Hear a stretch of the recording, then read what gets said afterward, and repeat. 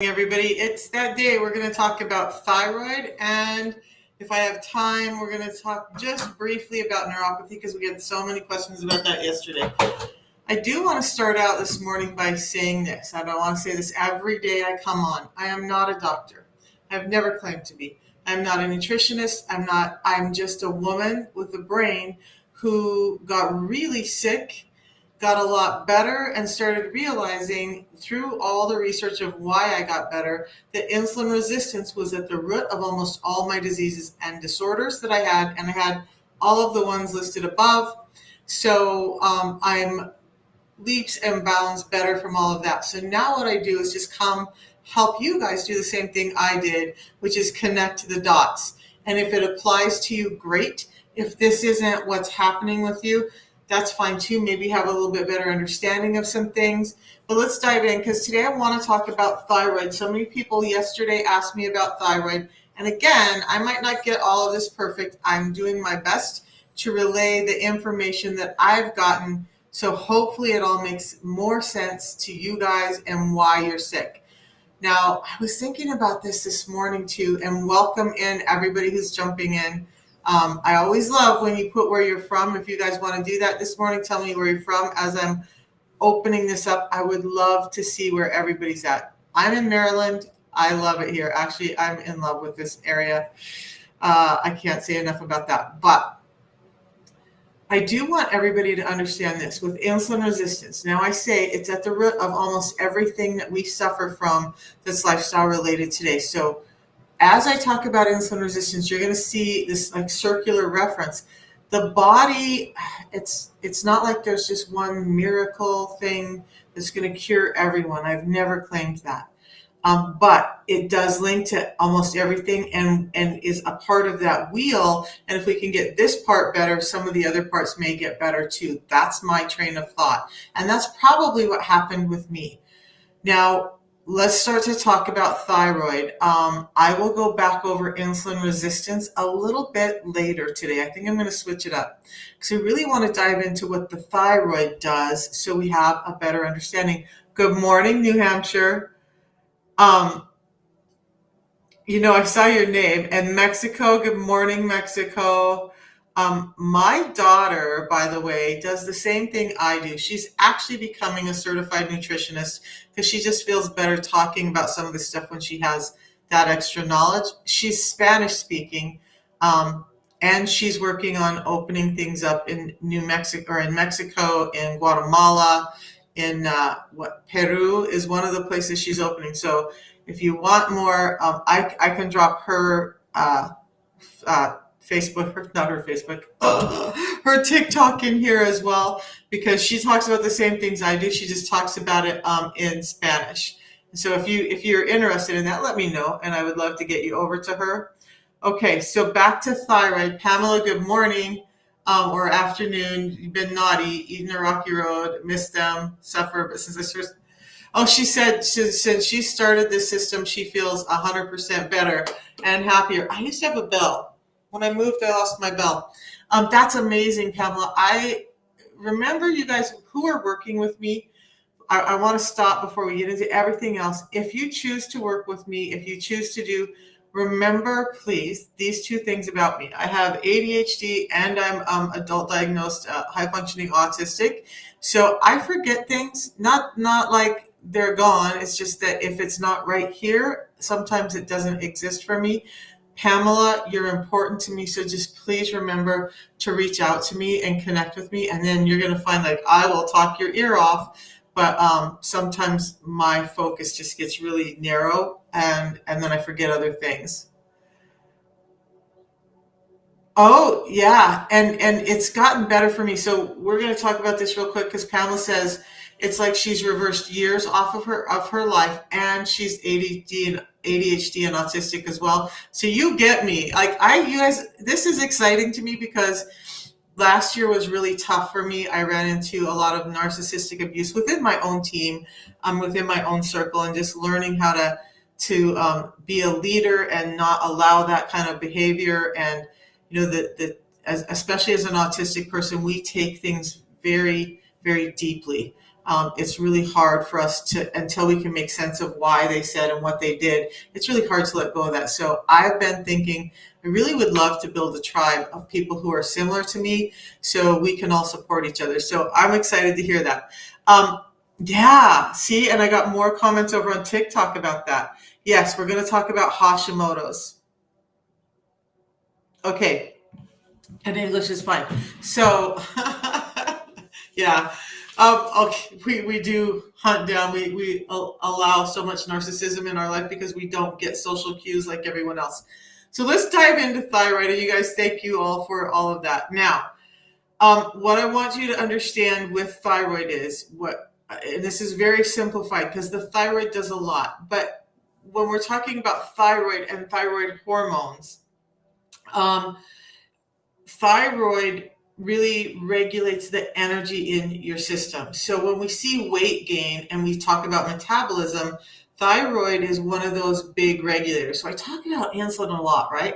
But when we're talking about why someone's able to lose weight or why some people are eating the same thing and not losing weight as another person who's eating the same thing and gaining weight, it probably has to do with the thyroid. So the thyroid is giving us that regulation. Now, the thyroid hormones we talk about the most, rapid cycling concurrently. I am not, we'll talk about Hashimoto's in a minute and how this all links in. So just give me a second. So we're going to talk about three things that you see on your labs. So there's TSH, thyroid stimulating hormone. That's telling your body you need to have thyroid. T4 is an inactive form of thyroid. You may have enough of that in your system. It has to be switched and converted into T3, which is what gets in your cells and tells them how to use the energy. Some of us are having a dysregulation problem with being able to convert the T4 into T3. So the first two numbers may be great, but we're just not getting enough T3 into the cells to use the energy. And then some of us just aren't getting the cues to even create those. So there's this thyroid is huge subject, and I am not like the specialist on it. I'm going to give you the information I have. Pamela says her doctor was upset that she's not on pharma drugs, and I'm happy that you're not on pharma drugs. Okay, so we're going to get into thyroid and Hashimoto's. Hashimoto's and hypothyroidism. When we look at what causes people to have thyroid, the biggest cause of hypothyroid is Hashimoto's, which is an autoimmune. You can take some T3 there. If you slow down, my brain is like on fire right now with so many things trying to come out my mouth at once. Let's talk about the thyroid hormone because there was a replacement for T3. Find someone who understands and don't just do, in my opinion, this is my opinion, don't just do the Synthroid. Find a doctor who can look at your thyroid labs and say, okay, this looks a little off. We're going to compound, give you enough T4 to convert to T3, give you enough T3 to get into the cells. You want to allow your body to do this as naturally as possible. Anytime, from anything that I've listened to, whether it's the sex hormones or other hormones or ketones or whatever, anytime you're doing anything exogenous that the body's not producing, you're telling your body it doesn't have to do it anymore. So we've got to be careful with thyroid medications to work with your doctor on how to do that. But there are compounded thyroids that are more natural that you can take to help get those T3 levels up. We're going to talk about some other things that can help your body. But isn't it interesting that so many people who have insulin resistance start to get their A1C, their blood glucose, and their triglycerides under control, and yet, like me, they're having problems dropping the rest of the weight. So I not only don't have a gallbladder, which we talked about yesterday, I have a history of hypothyroidism. Now, is the system that I'm going to talk about going to cure all of that? No, but it's going to help. Right? It's a more natural tool that's going to help with all of that. So in listening to Dr. Bickman and some thyroid specialists, let's talk about Hashimoto's. With Hashimoto's and autoimmune disease, I'm going to connect the dots again. If we have inflammation in the body, more and more autoimmune doctors are talking about the fact that these diseases, including Hashimoto's, um, are at the root of it is inflammation. So with insulin resistance, we start having inflammation in the cells. We have inflammation in the gut. The gut, being your intestinal tract, is where I'm talking this time. That, I spilled something. My tea got spilled on me. Wow. Anyway, so that inflammation starts to leach out into the rest of your body and cause these autoimmune disorders. So for me, very simplistic terms. This is very simple here, you guys. I'm not going to get into all the stuff. That's what you got doctors for. We're going to talk about getting your gut healthy. Most of us are not getting in enough fiber. There's just some truth to that. We need fiber. Our gut needs it to build good probiotics in our system and help keep those negative microbiota down. And most of us are imbalanced in that way. We have an abundance of negative biotics in our dysbiosis going on in our gut, and we don't have enough probiotics. So one of the ways to get the inflammation down that's causing the autoimmune is to pay attention to your gut. Make sure you're getting in, those dark green vegetables, that you're eating a variety of those, that you're getting in enough fiber source to help your gut stay healthy. If you feel like you want to run a marathon, you're going to go start running a little bit. If you want to have more strength, you're going to lift weights. Well, if you want your health better, one of the first places we need to look is in our gut and take care of that. Get that inflammation down, and you're likely to see a reduction of your Hashimoto symptoms. I have a number of ladies who had Hashimoto's, hypothyroid, and just by doing the system I'm going to talk about, I believe it's in part not just because of the glucose regulation and the insulin regulation. We're going to talk about insulin and receptors on your cells here in a second as well.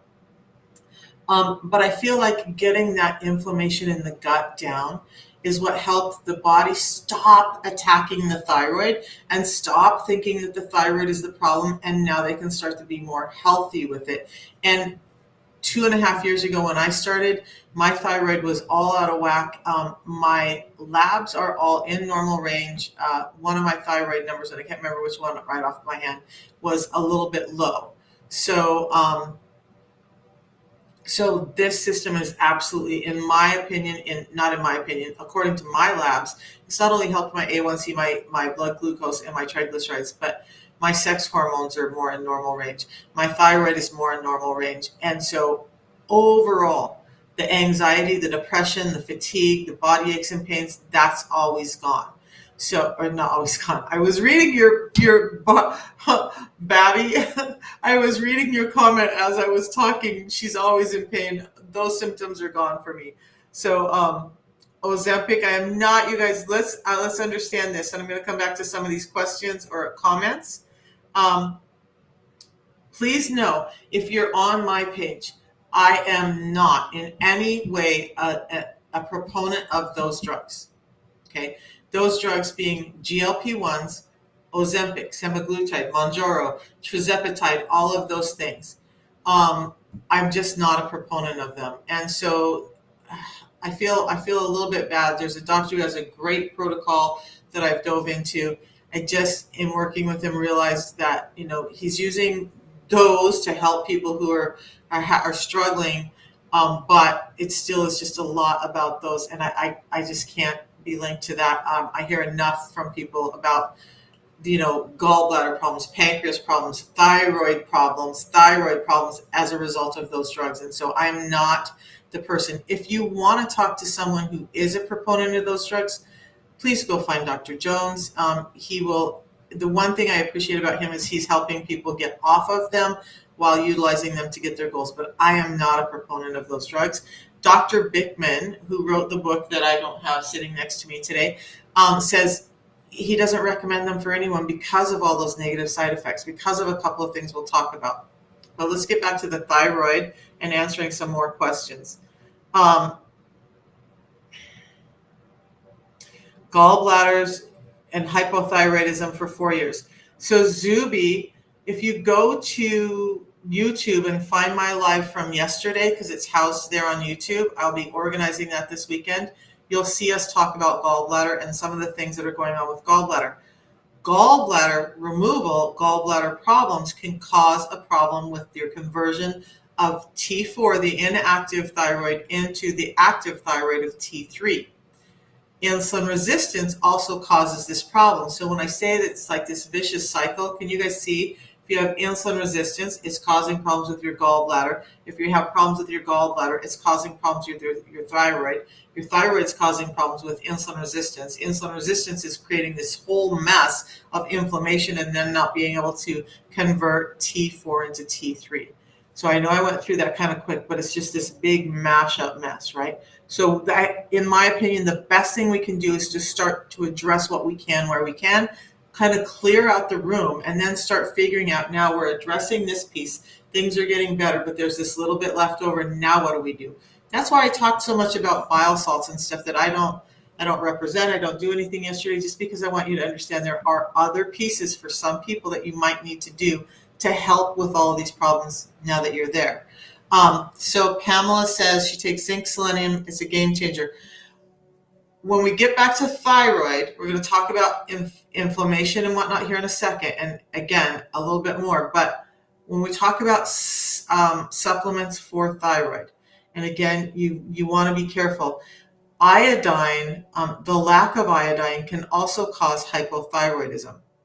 Too much iodine can cause hypothyroidism.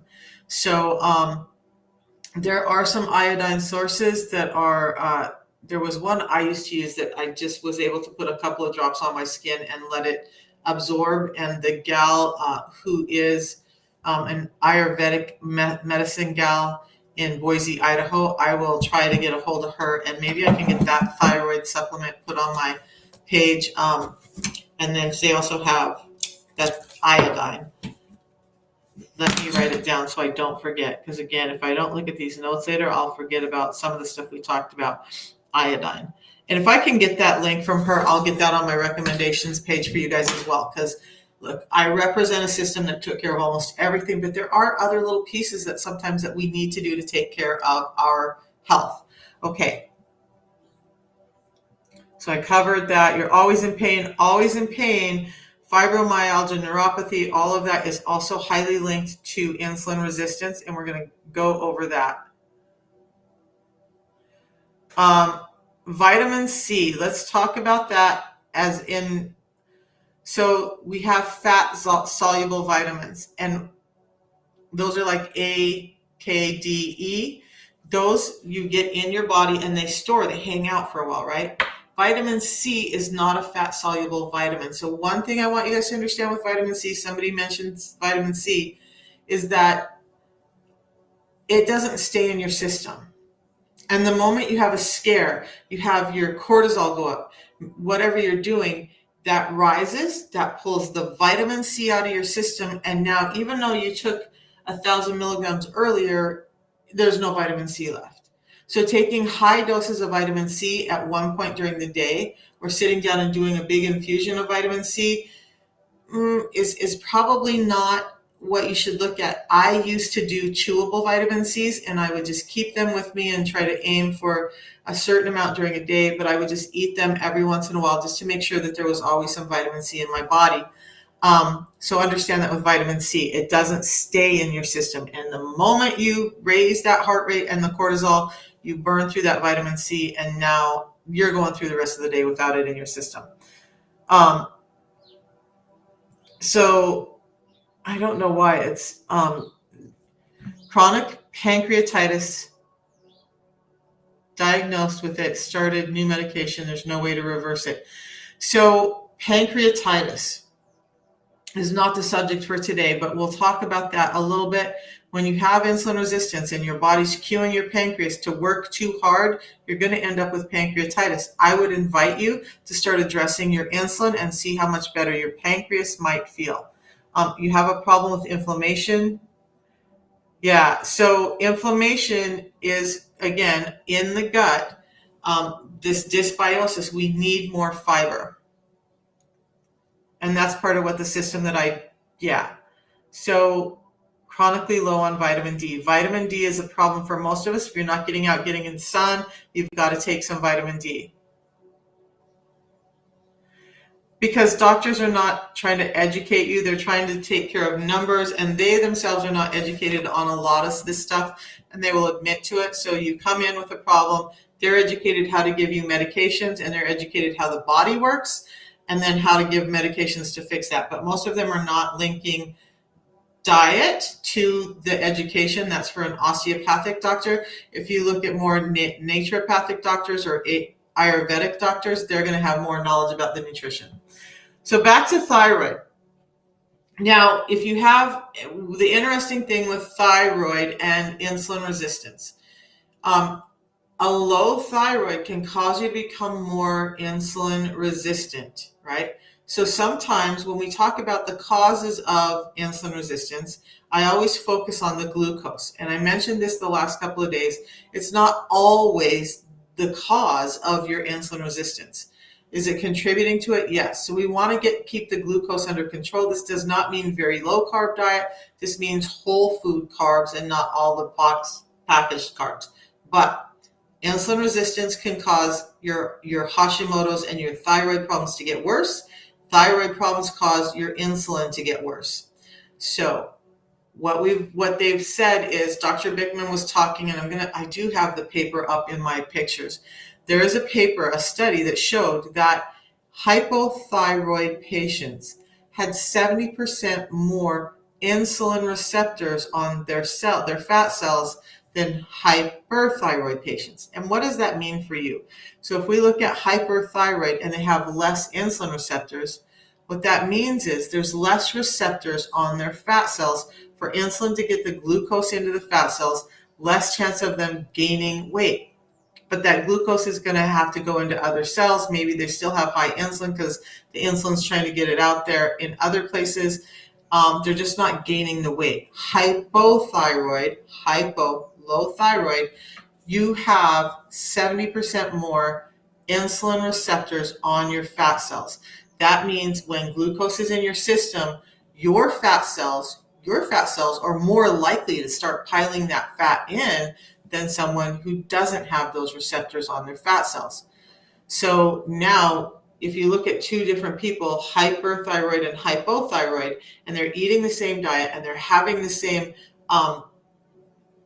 energy expenditure through the day, the hyperthyroid is not going to put weight on. The hypothyroid is going to pack on the weight and have a problem getting it off. Remember, insulin is a growth hormone. It wants things to grow. It's transporting energy, but it really wants things to grow. So if you have 70% more of these insulin receptors on your fat cells as a low thyroid person, insulin's going to be packing the fat in there, and it's going to prevent the breakdown of those fat cells. So if you're hyperthyroid, there's less of those receptors telling those fat cells to hold on to that fat. So those fat cells are turning over the fat and not storing it. And that's how that happens. So I got distracted by some comments. So let's see what you guys are talking about.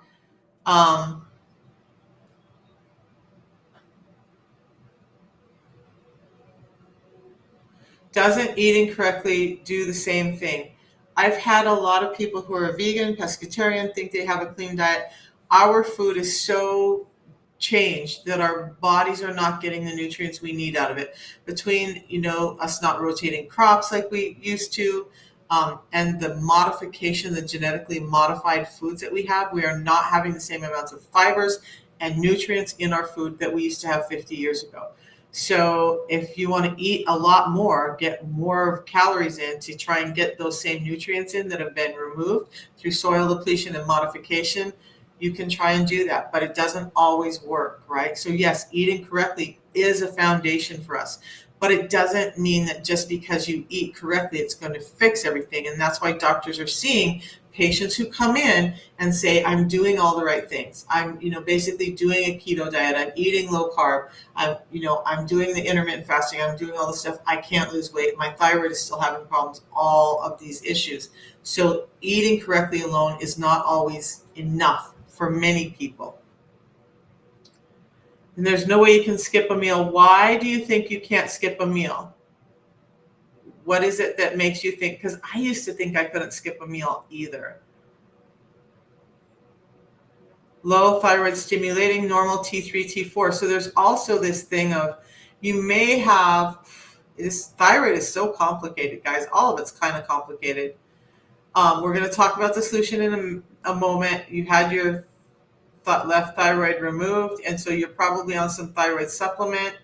Um, I, I'm not the thyroid specialist. I'm linking thyroid to insulin resistance. So you can find a thyroid specialist and ask them about nodules. Yeah, having your thyroid removed, just like having your gallbladder removed, can be devastating. Um, and sometimes, with the autoimmune, they're like, oh, we got to get it out of there because it's causing all these problems. And yet, why not go back and address the diet and what we're eating and try that route first? So I'm sorry for those of you who've had, you know, um, your thyroid removed, your gallbladder removed. But on the other side, all we can do is manage with it now, right? The story's done. My gallbladder's done.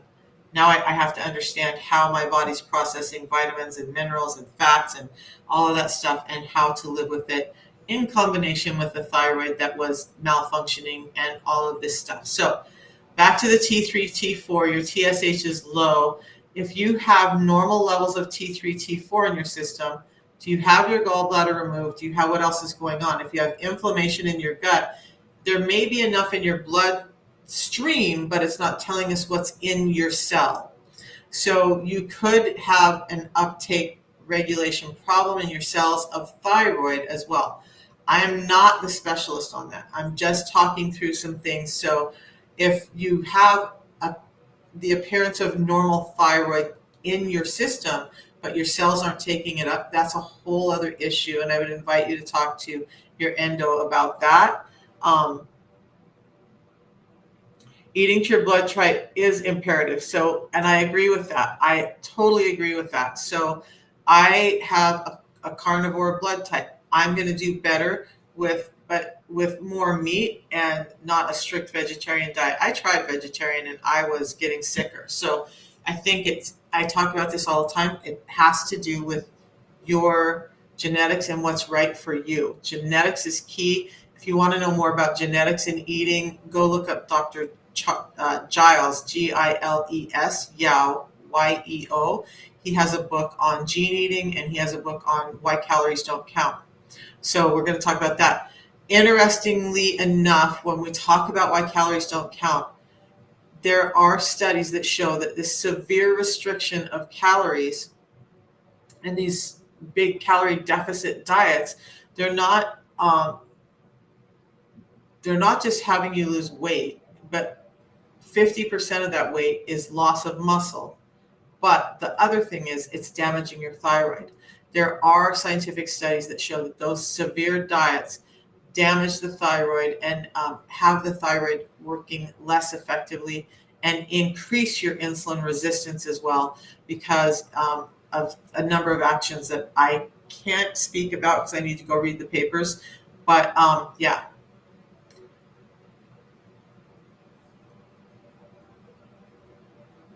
You're just underreporting calories. James, go talk to a thyroid doctor who's working with patients and calorie counting is not the thing. There are so many doctors coming out now. We need to have appropriate amount of calories, but that's not where we should be focusing. We should be focusing on our hormones, like our thyroid hormone, our insulin, that are regulating how our body uses energy and how that energy gets into the cells. That's actually more important than the calories. We just talked about how two people can have the same energy expenditure and have the same diet. One loses weight, one gains weight. It's not about calories. Such a flawed idea. And this is not the page for that. So you can get in your 1,800 calories in 2 meals. If you do it in 8 hours, which I'm switching to, I try a lot of things. When I try things, if they work for me, I report it. If they don't, I report that too. But I've been trying to do a 16-8 fast, right? What I want you to understand is when you're eating all the time, you're keeping your insulin high. And if you're not having that stop, of eating, you're not getting your insulin levels down. Now your fat storage hormone is up and not allowing you to break down fat, only encouraging you to store fat. So part of the intermittent fasting is not about calorie restriction. It's about allowing that switch metabolically between insulin and glucagon. Um, so we're getting off onto some other things, which is fine. I want to answer your questions.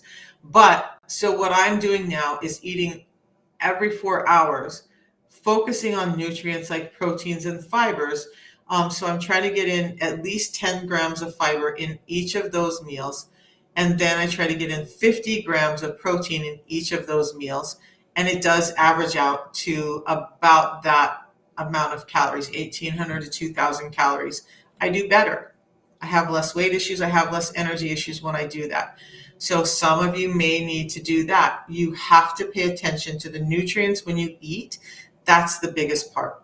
I don't count calories. I pay attention to the nutrients. So in order for me to get the nutrients in, if I focus on fiber first, and then I prioritize protein, and then I'm getting healthy fats in with the protein, it's hard to get anything else in.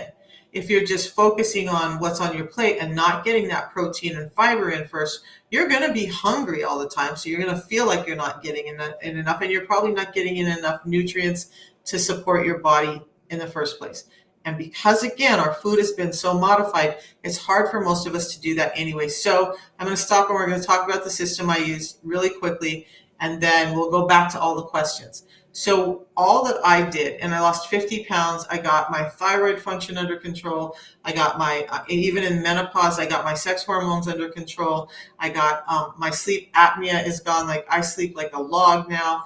My IBS is better. All of the stuff up here, brain fog, fatigue, all of that. So I have a tea in the morning. I already drank my tea this morning, and then I'll have another one cold. I have a tea every morning that is super powered with nutrients, antioxidants, anti-inflammatory properties. It has anti-cancer properties.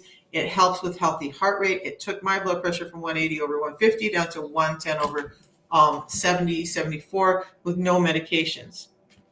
Then before I eat, every time I eat, so if I'm doing 3 meals a day every 4 hours, I do an extra one of these because I want that fiber in every time I eat. The fiber is helping me feel full before I eat, but it's also helping slow down the delivery of glucose, because it's not necessarily just the glucose that's the problem. It's how quickly it's hitting our system and spiking the insulin that's the problem. So if we can slow down that energy delivery, now we don't have such a huge insulin spike, and that comes down. So that the fiber does that. It also helps me feel full for longer after I eat. So that's the system: a tea in the morning and a pre-meal drink before I eat anything. For most people, it's going to be a drink in the morning and a pre-meal drink twice a day, and that's it. Just looking at comments, you guys.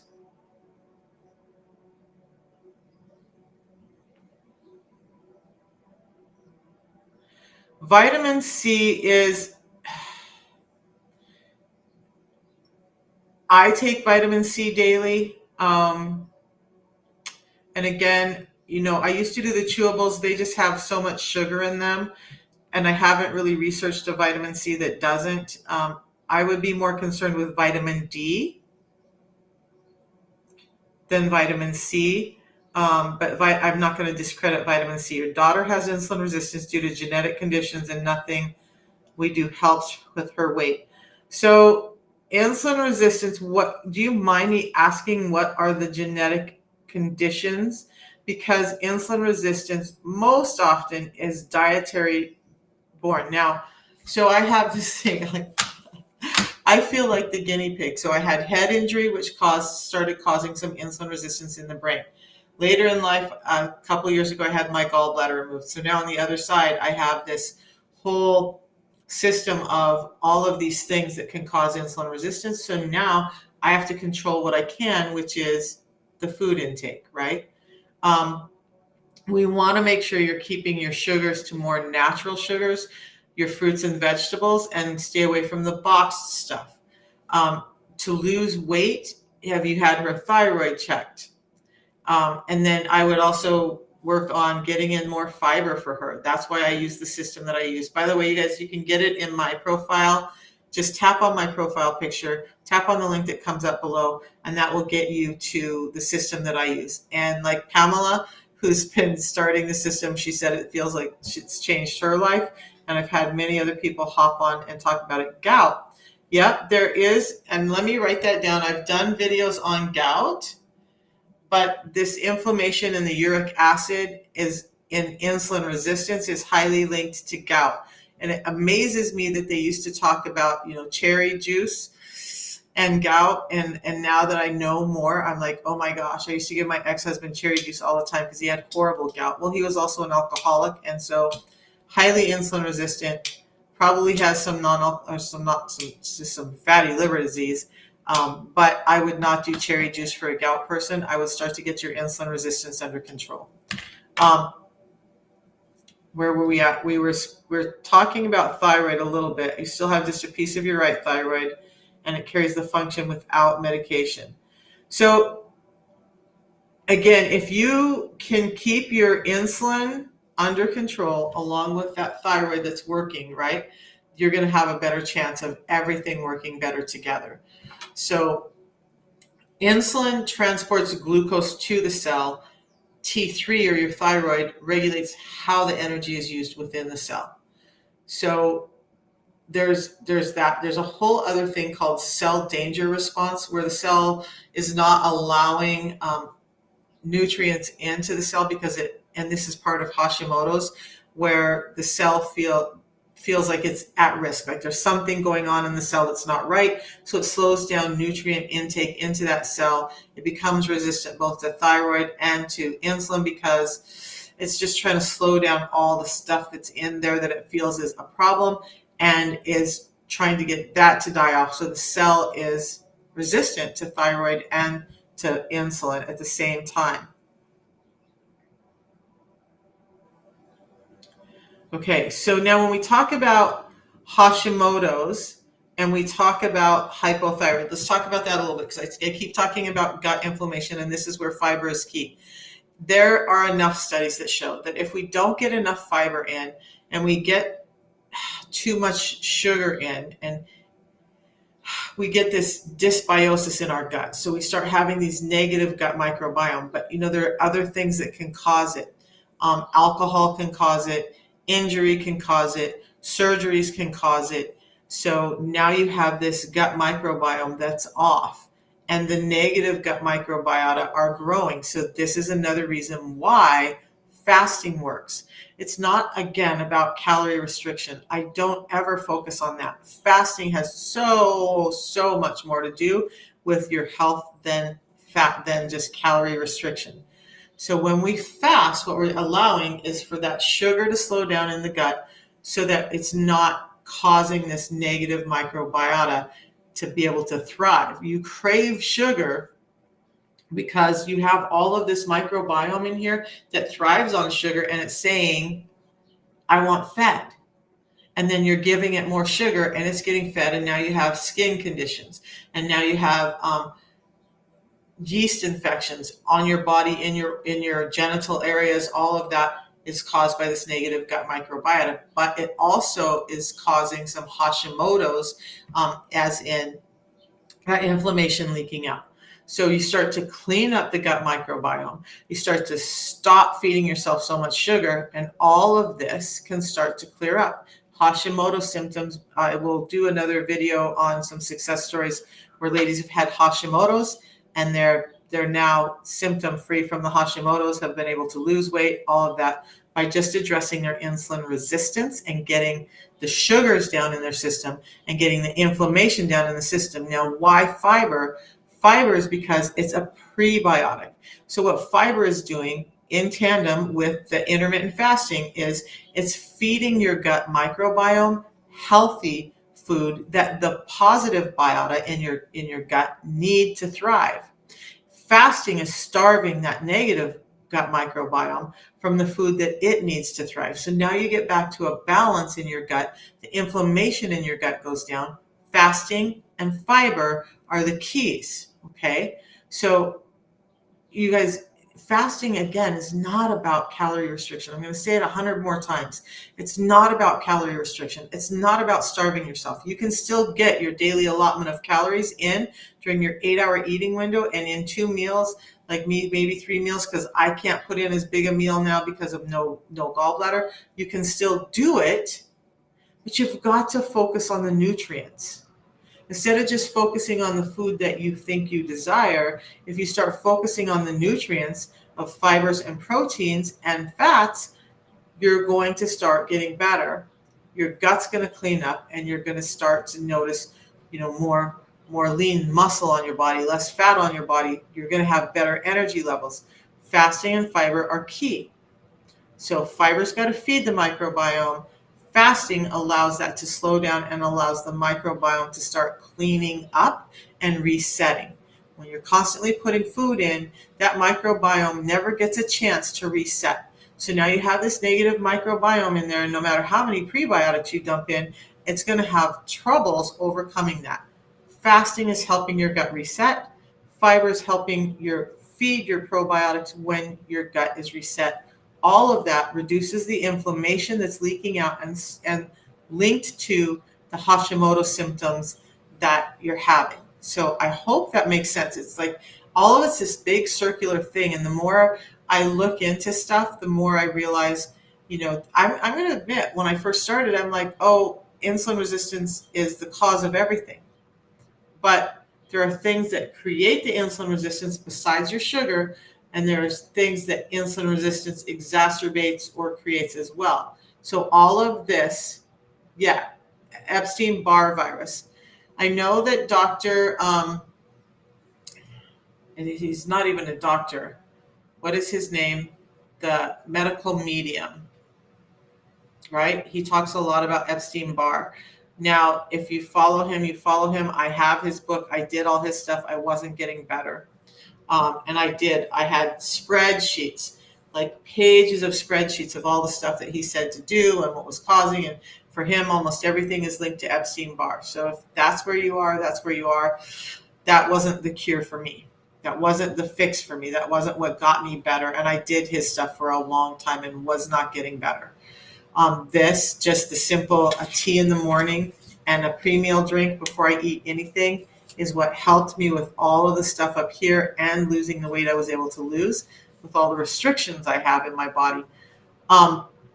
And isn't it interesting that instead of just looking at one tiny piece and trying to address all of those and getting inundated by all this information, I was able to find one simple system that addresses the bigger cause, and now you can narrow it down, right? You want to do more, but address the big piece first instead of all the small pieces. Have you guys seen the little experiment where you put the big stones in a glass first, and then you put the little stones in, and the glass fills up all the way? If you try to fill it up with the little stones and then put the big stones in on top, you're still going to have gaps everywhere. Yet that's how we're treating our health. Instead of looking at the big stones, which insulin resistance is one, and then finding space for the little stones where they need to be, you're trying to address all these little stones. And so there's all of these little things that you're addressing, and yet the big stone that really needs to take care of the majority of what you're going on with, there's no room left for those to be addressed because you focus on all the little stones. So stop focusing on the little things, focus on the big thing, and then see what of the little things are left. Does that make sense? Stop focusing on this piece and that piece and the little tiny stuff that might be at the root, because that's what was happening to me. All of these things, that's what the doctor was doing, was saying, okay, we're going to look at her brain fatigue. We're going to brain fog, her fatigue. We're going to look at the adrenal fatigue they diagnosed me with. We're going to look at the fibromyalgia I had. We're going to look at the fact that she has IBS. We're going to look at them all separately, right? We're going to look at all of those things separately, and we're going to try and treat all of those things. And you, as the patient, are running around, and now you end up with a bag full of medications. I had 13 different ones for pain and all of that. And then you're inundated, and you're like, okay, just take care of me. Just keep giving me another pill. I hate that I'm taking pills, but this is my life. Why not stop all of that address the big elephant in the room, take care of that, and now see if there's a need for any of those other things. That's all I'm saying. I'm not saying the system is going to cure you of everything. What I'm saying, if you can clear the room of all of this stuff and get a better picture of what your health looks like, maybe you and your doctor, when it's necessary, have a better chance of finding some of those deeper causes and taking care of them. Look, your doctor is just as inundated as you are when you come to them with all of these symptoms. And they're running here and they're running there and they're looking at this and they're looking at that. And so address the big thing. So craving sugar constantly, it is about your diet. And so unfortunately, there's not really an easy answer, right? Stop craving sugar constantly, stop eating sugar constantly. So what helped me with it is that, and I say that and it sounds flippant, but I don't mean it flippantly. There are other cues, like your brain is needing energy. So let's slow down and talk about that. Sugar craving is not just because you're weak-willed. Your brain needs glucose for energy. If your brain is being shut down and it's not getting the energy you have or you need, so you have brain fog, you have fatigue, you have anxiety, you have all of that, your brain is screaming for energy. You're craving sugar because your brain says, I need some glucose in here, folks. I need some glucose. And so now you're craving sugar. That's one thing. You have this microbiome that's negative, that wants sugar to thrive. That's causing cravings as well. So those cravings aren't just, oh, you're a weak-willed person. There's maybe something physiologically going on with you that's causing the cravings. So now that I'm not so flippant about it, let's go back and talk about how you're going to stop eating sugar so constantly so that those things can start to regulate out for you more properly. So what I did was a tea that I drink in the morning. You guys, sorry, I was up. My son is getting ready to deploy, and so we're having some really deep, and I'm sorry, it's on my mind so heavy this morning. We're having some deep mom and son conversations in time before he gets deployed. And so I'm extremely exhausted this morning because I stayed up very late with that young man. I'm just relishing the time I have with him before he's put in danger for our country. So there, that little blurb. Now, so my brain is kind of all in disarray this morning. I'm sorry you're not getting the best of me, but you got me today. So sugar, what I did was I drank this tea in the morning. It helps give me mental energy and clarity. It helps slow down the anxiety and the depression because it's getting nutrients to the brain. So those nutrients getting to the brain are going to help stop the cravings for sugar. This also, and I did a video, Dr. Huberman was in it. If you go look in my playlist on TikTok, I'm trying to get them set up on YouTube. There's one called Yerba Mate Tea, and it talks about the benefits.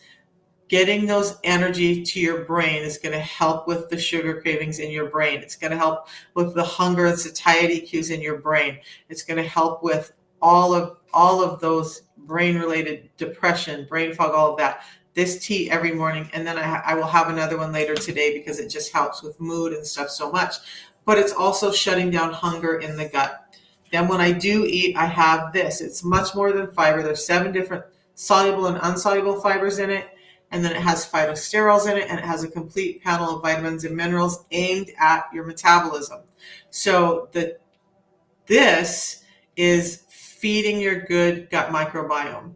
I actually have been upping my fiber intake. The more I read and study and understand more deeply about the importance of fiber in our diet, I'm supplementing with more really good quality fiber to make sure that my gut is getting what it needs.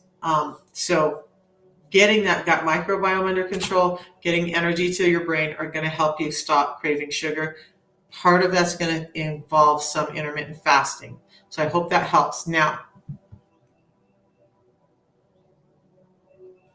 let's come back to some of these. The tea, you guys, the tea is in my profile. And by the way, let's take a look at that just really quick because you guys are having questions. So when you get to my profile, let's go over here so you guys can kind of see what I'm talking about on Facebook and YouTube as well. I'll drop the link in for you. Yeah, I hope that helps. And you guys, sometimes again, I'm autistic, and so I say stuff and just feel like, oh, that's just the truth, and I don't understand sometimes how it makes me sound so crass, and I don't mean to be crass. I'm very caring, but it just comes off different. So when we look at my profile, if you tap on the picture up above and then go to my profile, tap on the link below, you're going to get to my profile, and this is what you're going to see. Okay, you're going to see my profile, my picture. What you're looking for are these red lights. There's a link there. What I'm getting to is a couple of things here. So you're going to then see my landing page. The top is where you're going to order the system. And those of you who just want the tea for the energy, the mental clarity and stuff, we do have it in a 2-pack now that saves you some money and allows you to have 2 a day like I do. But if you come down, there is, and I need to rearrange this again, there's my website. When you go to my website, a lot of the questions you have, you're going to find them here. So it goes over all of the stuff, why these products, why they're working, and then the questions you have about the products. There's some short videos here that talk about it. The nutritional panels are here. So the tea is a highly concentrated extract of yerba mate tea, so that we're just removing the bulk of the plant. So you're not dealing with that, but all the components you need are intact from the tea. You're just not getting the leaf and stem. And then the fiber drink there's all kinds of information here. So you guys, please go. If you want all of those questions answered, I'm going to invite you to go to that page and to that website that I've created for you guys. I've just created and put it all together for you. So all of those answers are there. Now, what's in the tea? It's just yerba mate tea from South America. But because of the extraction and concentration process we put it through, chlorogenic acids, which I'm doing a video, I've done some videos on, but I'll be doing more. I'm just editing them out now. They can cross the blood-brain barrier and get nutrients and energy into your brain. There's 375 times more of that one component in this tea than in a standard baked yerba mate tea or yerba mate tea. So that's the tea. And here's the thing. I don't have to steep it. The extract is all right here. So I just pour it in water, whether it's in like this, or when I'm traveling, it may be this. I just fill it up with water, shake it up, and now I'm not worrying about steeping tea, and I'm not worrying about drinking 30 plus cups of that other tea to get the benefits out of this. It's also been taken to a lab in Switzerland where it goes through a process called hyperpure that helps remove pesticides and toxins. So now it's highly concentrated extract that's super pure. You're not going to find anything else like it on the market. That's why it's working so well, because they put a lot of science behind making this tea be the best it can be for you. So just go to my...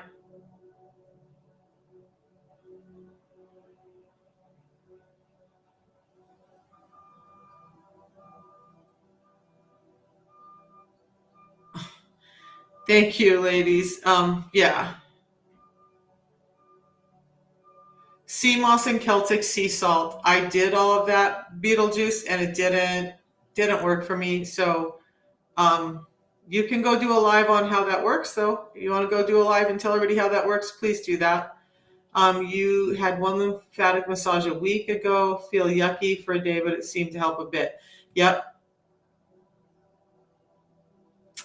So the tea is one plant. The fiber has 7 different soluble and insoluble fibers in it. It has phytosterols in it. It has vitamins and minerals in it. It's 20 years of science to create this product that has studies that say it reduces a blood sugar spike by 20% and an insulin spike by 13%. Because it's in my profile. And then the other thing is, when you buy it from me, you're getting the 90-day money-back guarantee. You're getting the low price guarantee. You're getting the quality guarantee. When you buy off of Amazon, eBay, Walmart, you're definitely paying more. You're not getting coaching. You're not getting any of the guarantees. You're just kind of left in the wind. Like Pamela gets to talk to me. She bought the system, so she gets to talk to me. She gets help. I'm on the calls every day after this live, answering questions from my customers, about how to use the product, what's going on, how can we tweak things so that it works better for them. and just answering any questions they may have. Because we're not born knowing all the answers to everything.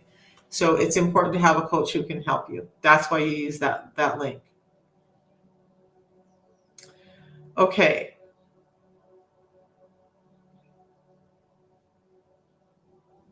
So we have an integrative functional medicine practitioner who does this system, who actually was prescribing long lists of stuff like the medical medium stuff and all these lists of things. And they had these huge protocols that they would write out for people that were almost impossible for people to follow, but it was what they said they should do. And now, guess what? She does this for them. For most of her patients, this is what they get because it's doing all of that without all of those huge protocols, do all this weird stuff. Simple, a tea in the morning, a pre-meal drink before you eat anything, and you're doing a little bit of intermittent fasting. And then watching what you eat. That's it. So you can go to a functional medicine clinic and you can get these protocols that are going to end up costing you way more money and eating up your day. I used to have that. I used to have pill boxes full of supplements and do this and do that. And I was making green shakes and I had berberine and garlic and ginger, and I had wild blueberries, and I had sea moss, and I had all this stuff on my counter, and every day I'm drinking these green drinks, and guess what? My A1C and my blood glucose weren't getting better. I started this system, and within 3 months, the A1C was back down to just above pre-diabetic, and within 6 months, it was down to normal ranges. So yeah, you guys choose what you want to do. That's fine, but I'm going to tell you, I did all of those things and I was not getting better. My doctor, even on the other end, had me on Ozempic for a while, made me feel like crud. So now I just do the system, because what I understand now is what the system is doing is just replacing what's been stripped out so our bodies can function more normally.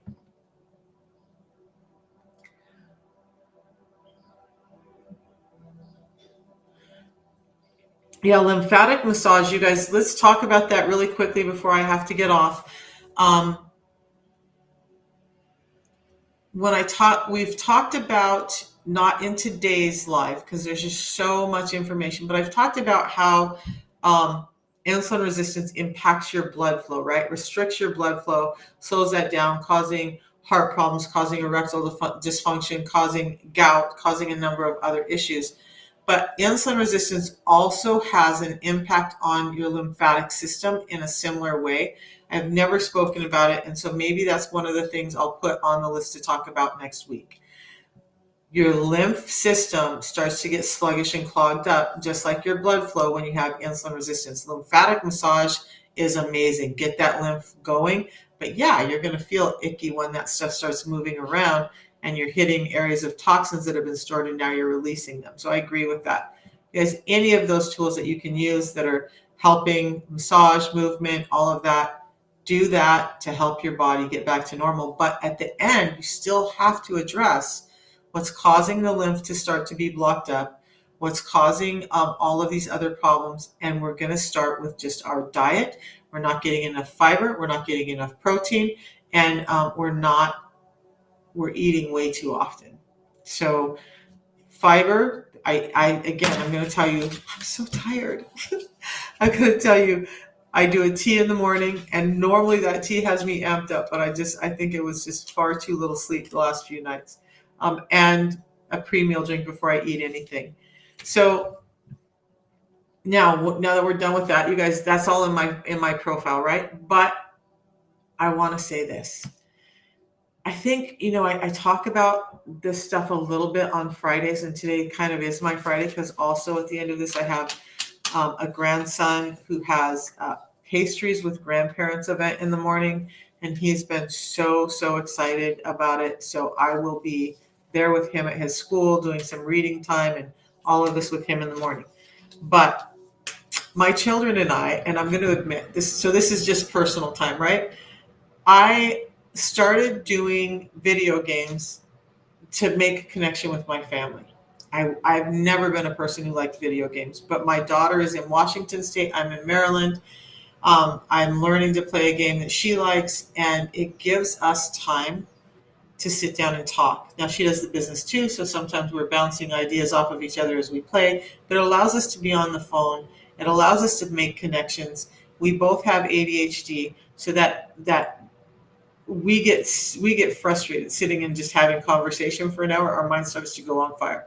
It's been helping with that, but more so, my family grew up with card games and board games, and my mother, bless her soul, gave my daughter I can't. We call it the train game. I can't remember the name of the game, but it's an amazing game. We all love it, and we've been playing that. We figured out how to allow my daughter back in Washington to play with my son and I, and it's meant a lot to our family because now we're having that wholesome connection where we're just focused on each other and we're having conversation and we're building relationships and we're reconnecting after years of struggle from all the negative stuff that happened in life. So at the end of that, all I'm saying is give your family and the people you love some time and find constructive ways to spend time with them.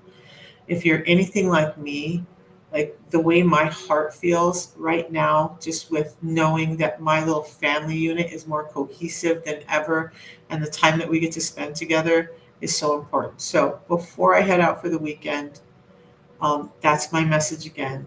You know, put down some of the electronics. Although we do use the electronic because we're FaceTiming my daughter so she can see the board and we play. She has a board and we have a board and we play these games for hours and talk and we're competitive. But it's built a strength in our family that had been lost for a while. Invest in your life, invest in your family, invest in the people who love you and who are going to support you when you need them, and let them know that you're going to be there to support them too. Okay, so you guys have an amazing weekend. I would love to hear some of the stories about your family and stuff too. So I hope that helps. Now remember, Monday, I've had a lot of questions about skin, and it's interesting. Dr. Youn, who's actually on TikTok, sat down with Drew Puhoet and talked about this very thing, insulin resistance, and how sugar is causing problems with collagen and a number of other things in your skin. So Monday, we're going to talk about your skin and how insulin resistance is causing problems there and what you can do about that as well. Again, you guys, the biggest thing I did to change my health, to change all of this around, my mood, my sleep, my everything, was just doing the system that helped me get my insulin resistance under control. Tea in the morning, a pre-meal drink before I eat anything, and some simple 16/8 fasting. You'll find it in my profile. And then I'll drop that link over here in Facebook, YouTube. You guys, amazing. And you know what? I feel like you guys are part of my family too. And I'm so blessed that I get to come and spend time with you guys this every day and answer questions and serve you guys in whatever way I can, and then get responses back like Pamela gave me this morning. You guys, it makes my life so beautiful. Thanks for joining me. And I will talk to you Monday, skincare. If you have anything else you want to talk about next week, let me know. We're going to go over it, and have a great weekend, you guys.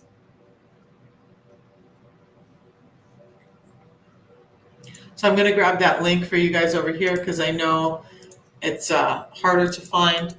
And by the way, there's a lot of information on that page. So go there and find the information you need, including my number if you need to get a hold of me. It's been streaming down here, but I love to talk to people and help them out. So we'll see you guys Monday. If I have time this weekend, I will try to come live, but we'll see you Monday. You guys have a blessed weekend. And thanks for